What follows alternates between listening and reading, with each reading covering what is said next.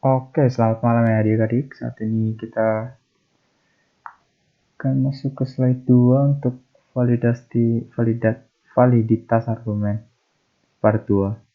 Jadi di sini untuk objektif utamanya ada metode resolusi sama deduksi. Untuk metode resolusi punya 5 syarat untuk melakukan metode resolusi. Pertama, menegasikan kesimpulan. Kedua, mengubah argumen menjadi notasi logika predikat. Ketiga, melakukan pengubahan. Keempat, melakukan resolve untuk variabel lain berpasangan. Yang terakhir, melakukan penarikan kesimpulan. Pertama, kita masuk ke bentuk normal. Ya, bentuk normal itu ada dua. Satu CNF, satu DNF. Conjunctive normal form dan disjunctive normal form. Di sini, CNF itu dikatakan sebagai suatu ekspresi logika berbentuk normal konjungtif bila ia merupakan konjungsi dari disjungsi literal-literalnya. Berikut seperti contohnya ini. Berarti kalau bisa dilihat dari contohnya ini, setiap premisnya itu bentuk normalnya itu untuk CNF dia dipasangkan memakai N ya. Atau kayak A1, NA2 dan seterusnya lah. Di sini kan contohnya ada premis P or Q or negasi R di N kan dengan yang ini negasi Q or negasi P or negasi R terus di N kan lagi dengan P or Q or R or S or negasi T dan beberapa contoh seharusnya. Ini seharusnya hal yang mudah dipahami aja sih. Ini konsepnya untuk CNF untuk setiap premis, jadi dia nilai normalnya dia bentuk normalnya dia di N kan. Terus kalau di DNF itu sebaliknya, suatu ekspresi logika berbentuk normal disjungtif bila ia merupakan disjungsi dari konjungsi literalnya. Contohnya kayak kita dapat sebuah bentuk kayak gini ya, A1 or A2 dan A seterusnya sampai or AN. Untuk contoh bisa dilihat ya. Di sini kita punya dua bentuk. Bentuk pertama P, N negasi Q, N negasi R, N negasi S diorkan dengan negasi R. Berarti kalau udah nilai akhirnya, apa maksudnya kalau misalkan setiap premis sudah dipasangkan memakai OR, berarti itu udah merupakan fungsi DNF, fungsi normal dari DNF. Nah, contohnya kayak gini. Jadi untuk mengubah ekspresi logika menjadi bentuk normal itu kita harus memperhatikan beberapa kendala. Nah, yang kendala pertama yang harus kalian perhatikan itu adalah perubahan bentuk dari satu ekspresi. Contohnya pada soal berikut. Di sini kan kita punya ekspresi negasi dalam kurung A implikasi negasi C di N kan dengan negasi B implikasi C. Nah, di sini kan dirubah tuh. Tiba-tiba jadi dirubah menjadi negasi dalam kurung negasi A or negasi C. Di sini sebenarnya ini untuk ini sebenarnya bentuk normal, bentuk penyederhanaan dari implikasi. Sebenarnya kalau bentuk penyederhanaan dari implikasi itu kan dia seharusnya aku pakai pen dulu ya.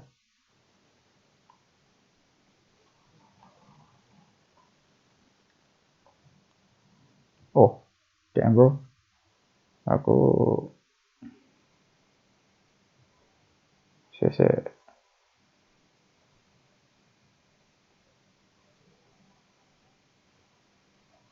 pen dulu biasa dipakai itu.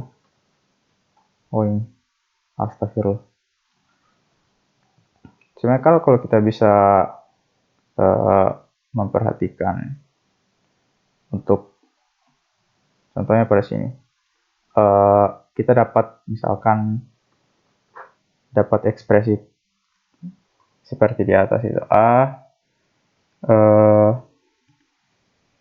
di N A implikasi negasi C. A implikasi negasi C. Ini sebenarnya kan bentuk lain. Tunggu, aku besarin dulu ya. Nah, A implikasi C. Ini kan sebenarnya bentuk lain.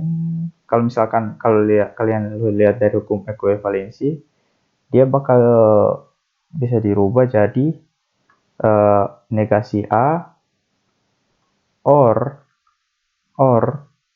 eh, karena di sini ada negasi C, maka negasinya ikut ke bawah juga.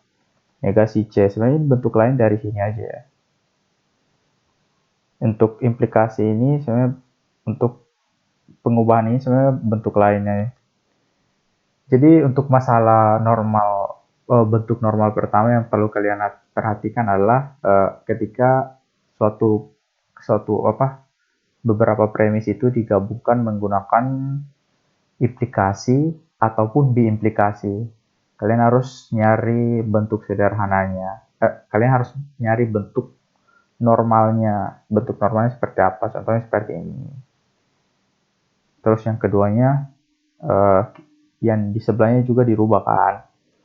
Negasi B implikasi C disederhanakan, dirubah bentuk normalnya menjadi, seharusnya kalau dia implikasi dirubah jadi bentuk normal, seharusnya dia ini hasilnya adalah negasi B or C. Tapi karena di sini negasi B-nya masih ada, karena di sini masih ada negasi, maka negasinya ikut terbawa di sini.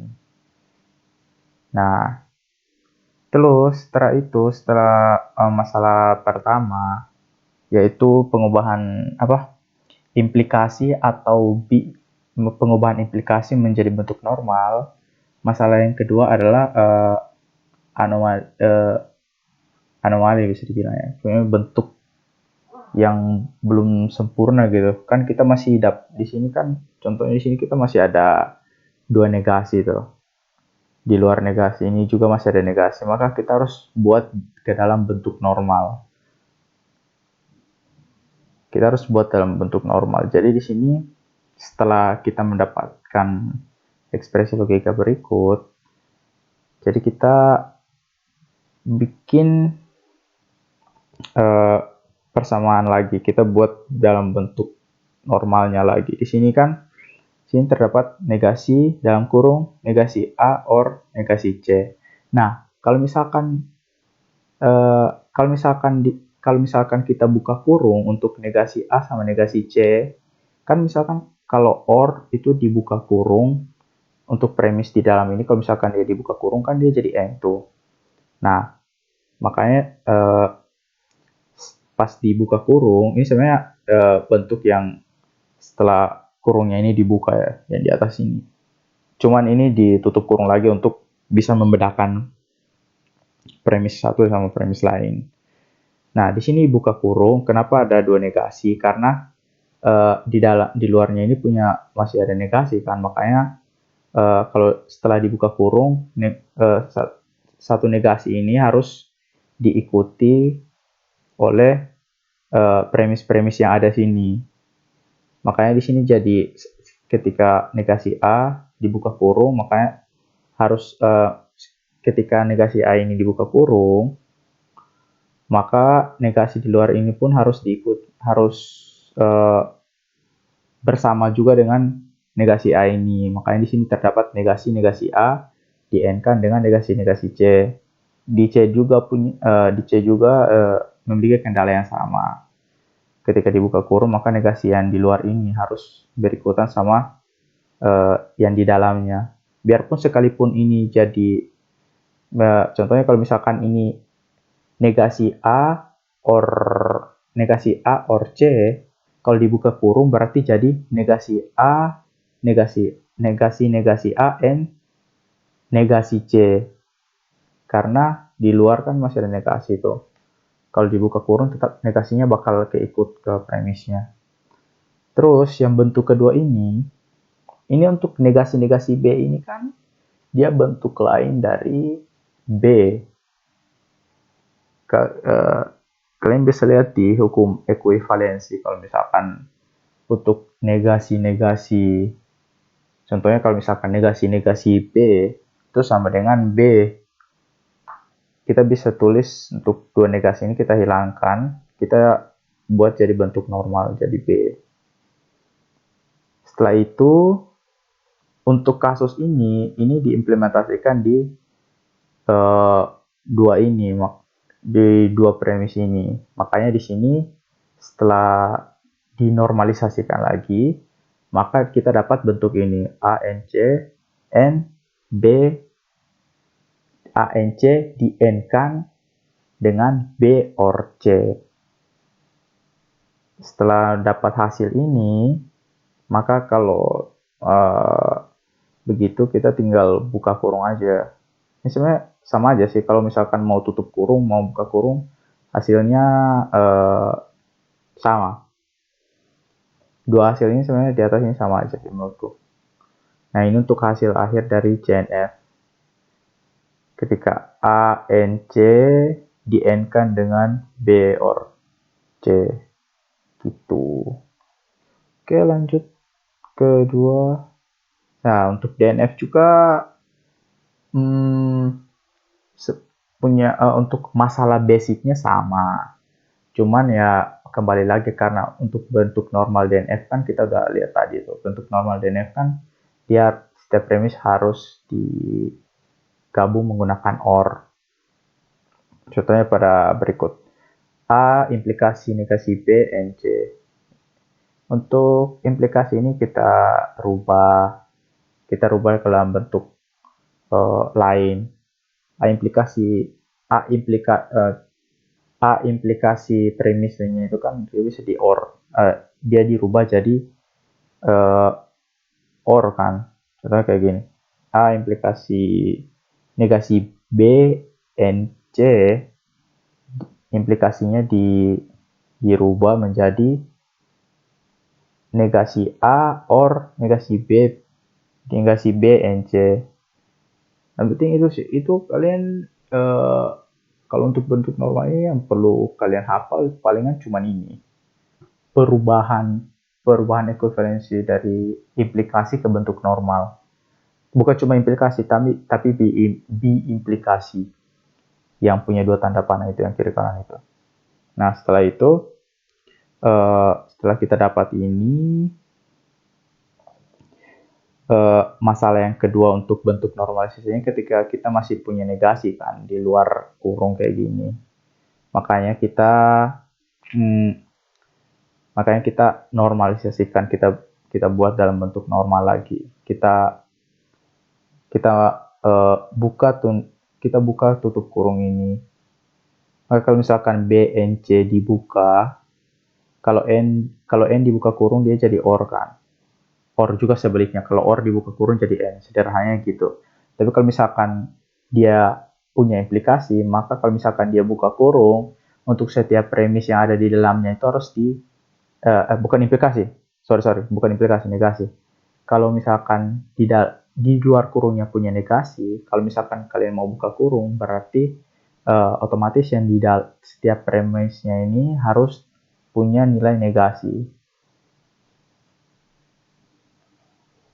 Iya, terus setelah itu kita udah dapat nilai ya. Setelah dapat nilai BNC, kita udah gak ada apa-apa yang udah gak ada bentuk ekspresi logika yang harus dinormalkan karena ini sudah bentuk normal yang ditujukan untuk bentuk normal DNF, yaitu setiap premis dipasangkan dengan OR. A diorkan dengan negasi A diorkan dengan negasi B or negasi C. Ya, ini bisa latihan ya. Ya. Nah, kalau untuk latihan ini kalian cuma tinggal perhatikan. Pertama, perhatikan dulu soal yang diminta apa CNF atau DNF. Di sini kan ada CNF tuh. yang perlu diperhatikan adalah ini. Yang pertama adalah ada implikasi enggak, ada implikasi atau biimplikasi enggak. Setelah itu kalau kalian udah bentuk normalnya masih ada untuk masalah kedua, coba kalian lihat masih ada enggak itu negasi, ada negasi enggak di luar kurung gitu. Terus yang masalah ketiga ini udah jadi ini setiap premisnya udah di end kan dengan premis lain belum, kan dimintakan CNF kan dia itu setiap premis di end kan dengan premis lain kan, itu juga berlaku sama DNF. Oke, kita lanjut ke resolusi.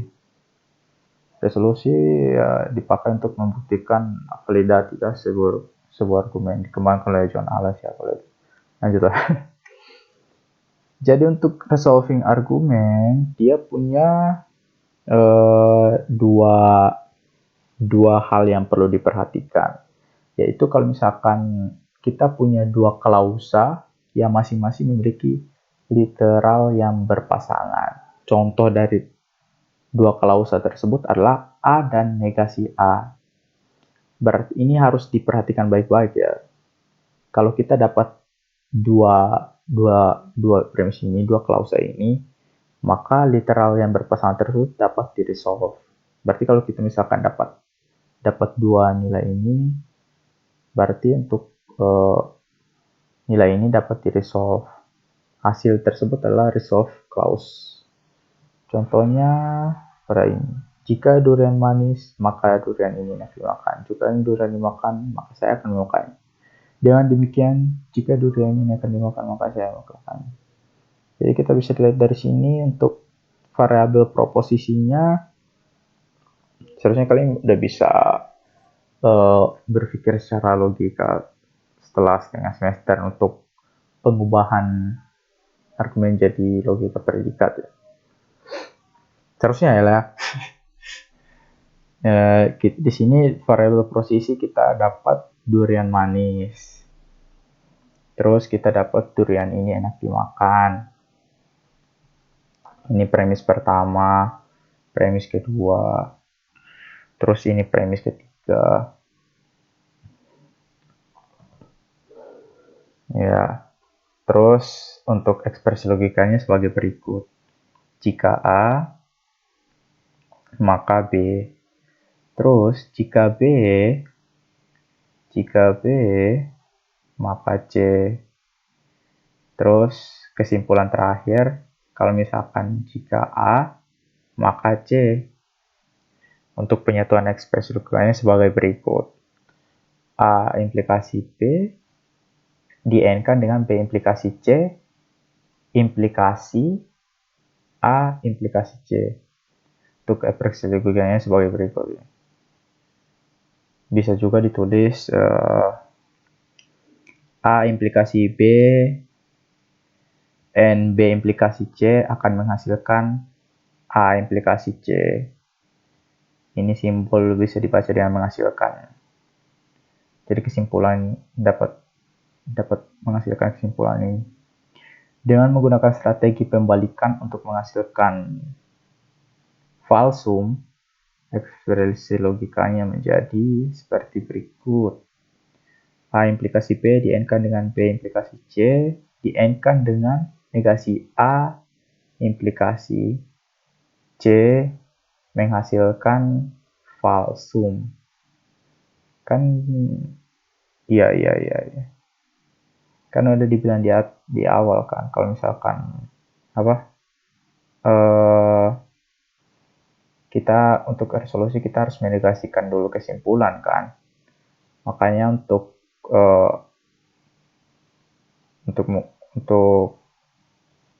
sini kita akan menegasikan dulu sebuah kesimpulan. Di sini kan kesimpulannya A negasi C itu. A implikasi C. Kayak untuk di sini kenapa dirubah jadi negasi? Karena emang harus defaultnya kita harus menegasikan untuk mendapatkan hasil kesimpulan. Oke. Yang pertama yang harus kita lakukan untuk untuk resolving argumen ini adalah kita harus mengubah dulu bentuk argumen ke bentuk normal. Di sini dia memakai CNF ya. Udah bisa dilihat ya, karena di sini setiap premisnya di N kan ya. Oke, untuk bentuk normal yang kita mendapati soal kayak gini. Untuk bentuk normalnya, ini udah tahu lah, udah jelasin. Kalau misalkan implikasi itu harus dirubah dalam bentuk normal. Bentuk normalnya itu seperti ini, negasi A or B implikasi. Itu bisa dilihat dari tabel ekuivalensi ya. Ini juga. Terus setelah kalian melihat masalah pertama itu penggunaan implikasi sampai implikasi, lihat kedua masih ada nggak ini negasi di luar kurung. Kalau misalkan ada negasi di luar kurung, maka kita harus buka kurungnya untuk memasukkan negasi ke dalam premis tersebut, ke dalam setiap premis. Contohnya di sini kan masih ada negasi, itu di luar kurung. Maka kita buka tutup kurung ini. Untuk tutup kurung kan, kalau misalkan kita buka OR kan, udah jelasin tadi, kalau misalkan kita buka OR kan, kalau misalkan di dalam kurungnya OR, kalau kita buka kurung berarti jadi N kan. Terus untuk setiap premis harus mempunyai nilai negasi karena di luar kurungnya punya negasi kan, makanya di sini terdapat dua negasi A sama C. Ya di sini kan, tapi ya cuma untuk di kasus ini, di lainnya kayaknya nggak ada. Nah setelah itu masuk lagi, berubah ke dalam bentuk normal. Ini untuk negasi A ini dia kan punya nilai yang sama dengan A. Itu bisa dilihat dari hukum ekuivalensi. Itu sebenarnya itu menurutku yang dihafal, menurutku yang harus perlu dihafal ya itu sih, biar kalian lebih cepat mengubah sebuah argumen ini ke dalam bentuk normal. Untuk premis, hukum ekuivalensi premis yang ini, pengubahan A implikasi B ke A or B, terus yang ini biar kalian kayak nggak keliru aja.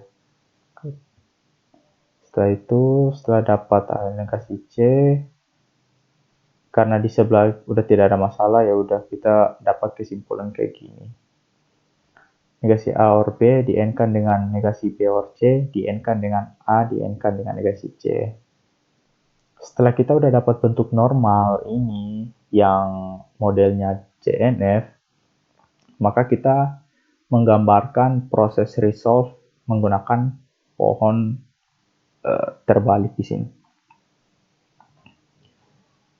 Inverted tree. Kita pertama nulis kayak biasalah. A or B, terus kita pisahkan ya ini setiap premisnya. A or B, kita dapat A or B, terus kita dapat B or C, terus kita dapat A, kita dapat negasi C. Nah, kita balik lagi ke apa tadi? Hal yang perlu diperhatikan dalam resolving argumen. Kalau misalkan kita dapat dua klausa yang memiliki literal yang berpasangan, contohnya kalau misalkan dapat AN negasi A, maka literal tersebut dapat diresolve. Jadi kalau kita misalkan dapat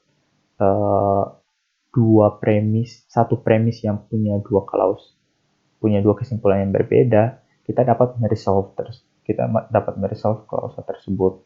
Contohnya dalam sini. Di sini kan terdapat negasi A or B, terus kita dapat negasi B or C. Nah, kita lihat di dua premis ini. Di sini kan di dua premis ini yang punya literal yang berpasangan adalah B sama negasi B. Makanya di sini B sama negasi B dieliminasi. Bukan dieliminasi sih, karena punya dua klausa yang berpasangan, maka B dan negasi B di-resolve. Oke, setelah itu maka turun A dan juga negasi C.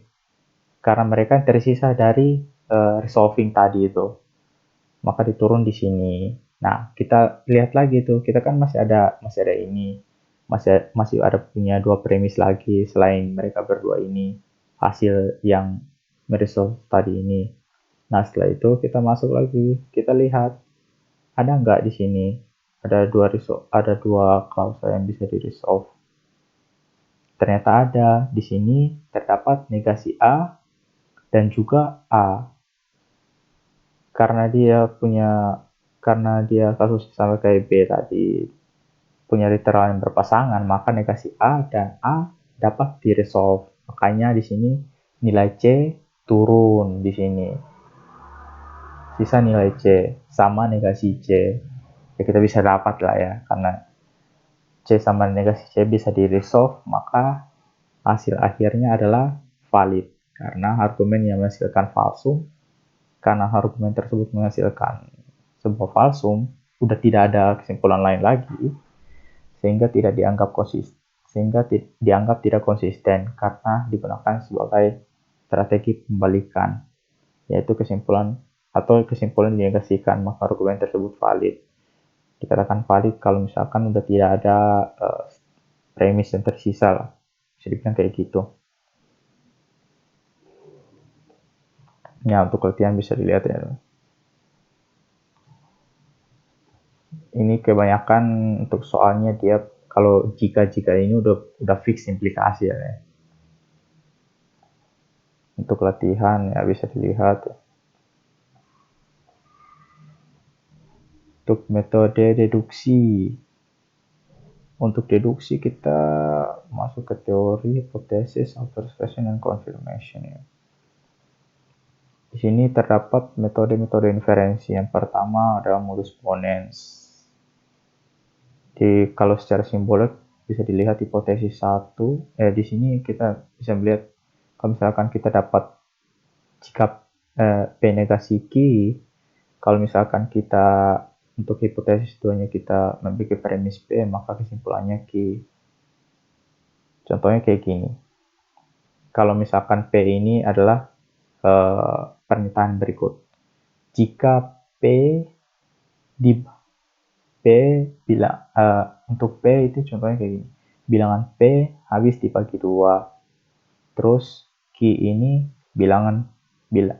Q ini berkata kalau misalkan bilangan P ada bilangan genap. Jadi kalau di keseluruhan jika P maka Q adalah jika bilangan P habis dibagi 2, maka bilangan P adalah genap. Ini untuk hipotesis pertama. Nah, kebetulan di hipotesis kedua dikatakan bahwa bilangan P habis dibagi 2, maka kesimpulannya adalah bilangan P adalah bilangan genap, berarti kesimpulannya Q. Secara sederhana kalau misalkan kita dapat hipotesis ini, jika P maka Q, terus kita dapat premis kalau misalkan kalau kita mendapati bahwa di hipotesis kedua adalah mempunyai pernyataan P, maka kesimpulannya dapat Q itu untuk modus ponens. Terus modus tollens. Modus tollens contohnya untuk simbolik kayak gini, jika P maka Q, atau bisa dibilang P implikasi Q. Untuk hipotesis pertama, kalau kita mendapati hipotesis keduanya negasi Q, maka kesimpulannya negasi P. Contohnya kayak gini. Jika Yesus adalah seorang manusia, maka ia dapat mati. Contohnya kalau misalkan P ini adalah di sini contohnya kalau misalkan P ini adalah Zeus seorang manusia. Terus Q ini adalah ia dapat mati. Kalau misalkan kita gabungkan menggunakan implikasi, berarti jika Zeus seorang manusia, maka ia dapat mati. Nah, ia dapat mati itu negasinya atau negasinya kan berarti kalau dia dapat mati, negasinya dia tidak dapat mati kan. Berarti seharusnya untuk negasi Q ini, hipotesis kedua ini, dia mengatakan bahwa Zeus tidak dapat mati. Nah, karena Zeus tidak dapat mati, maka kita bisa mengambil kesimpulan maka Zeus bukanlah seorang manusia karena dia tidak dapat mati. Ya sih, pasti tidak dapat mati. Zeus kan dewa di God of War. Kalau kalian nggak tahu God of War, udah sih, childhood kalian cemen cuk. Lanjut lagi pinjaman disjunktif untuk secara simboliknya kayak gini. Kalau kita dapat sebuah hipotesa P, maka untuk kesimpulannya P or Q. Jika kita dapat hipotesa Q, kesimpulannya P or Q. Contohnya kayak dapat ini. Ana adalah siswa SMU, Sekolah Menengah Umum. Jadi untuk kesimpulannya, maka Ana adalah siswa SMU atau SMK. Terus lanjut lagi ke penyerahan konjungtif secara simbolik kayak begini. Untuk hipotesanya kita dapat contohnya PNQ sebagai hipotesa, terus P-nya kesimpulan. Untuk contohnya sebagai berikut. Ani menguasai bahasa Inggris dan Perancis dan bahasa Perancis dan Inggris. Untuk kesimpulannya, maka Ani menguasai bahasa Perancis. Terus di silogisme disjunktif kita misalkan dapat dua simbolik ya. Secara simbolik terus kayak gini, P or Q, hipotesa 1, terus hipotesa keduanya negasi P. Maka kesimpulannya Q. Demikian yang kedua. Untuk hipotesa 1 P or Q, untuk hipotesa kedua negasi Q, maka kesimpulannya P. Untuk contohnya, buku harianku ada di tasku. Buku harianku ada di tasku atau tertinggal di rumah. Tapi ini untuk hipotesa pertama. Tapi untuk di hipotesa kedua ternyata buku harianku tidak ada di tasku. Maka untuk kesimpulannya berarti buku harianku tertinggal di rumah. Terus silogisme hipotesis. Secara simbolik kita dapat P implikasi Q, terus Q implikasi R. Maka untuk kesimpulannya P implikasi R ini contohnya kayak di durian tadi ya. Jika Tony belajar, maka ia lulus ujian. Jika Tony lulus ujian, maka ia mendapat hadiah. Jadi kesimpulannya kalau misalkan Tony belajar, berarti dia dapat hadiah. Kayak gitu untuk hipotesis. Untuk inferensi lainnya bisa dilihat kayak gini, kayak aturan konjungsi. Kalau dapat hipotesis pertama, terus hipotesis kedua, maka kesimpulannya adalah hipotesis pertama dan kedua itu di-N-kan. Jika hipotesis terus bernilai true atau tidak mempunyai negasi ya. Terus dilema konjungtif. Kalau kita dapat hipotesis pertama seperti P implikasi Q, terus hipotesis kedua kita dapat R implikasi Q, terus hipotesis ketiga kita dapat P or Q, kita dapat kesimpulannya adalah Q. Dan ya contohnya bisa dilihat dari ini lah. Untuk dilema destruktif,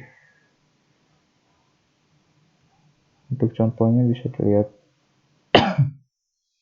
ada masuk sekolah atau tidak masuk sekolah. Kalau ia tidak masuk sekolah, sekolah tentu libur. Tapi di sini sekolah tidak libur. Jadi dengan demikian Adam masuk sekolah. Ya, jika S, maka S. Ini kan kalau misalkan kita buka kurung kan sama aja dengan negasi-negasi S kan. Berarti kesimpulannya seharusnya S. Ya. Ya bisa dilihat latihan dari sini ya. Ya cukup sekian dari untuk validasi untuk part 2. Terima kasih untuk muridnya Bu Rosa.